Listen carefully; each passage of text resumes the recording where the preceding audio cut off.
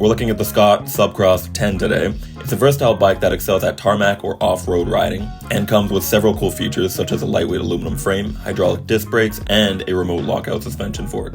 If you didn't see it, we actually made another video covering how to go over streetcar tracks in the rain with this bike. The key is somewhere in between the angle, the speed you're going at, but also the tire size comes into play. And with the Subcross 10, it does come rocking 45C Kenda tires that offer great traction on a variety of surfaces, which makes it easy to handle and provides comfortable ride on rough terrain.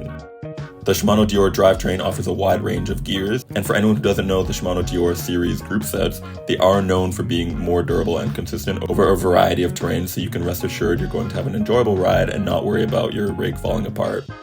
And if you're looking to attach any mounts or fenders, the Subcross has got you covered with its multiple mounting points to make your commute that much easier.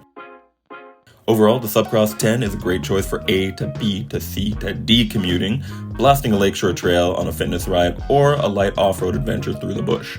It's really up to you. Feel free to stop by the shop and take it for a test ride. My treat.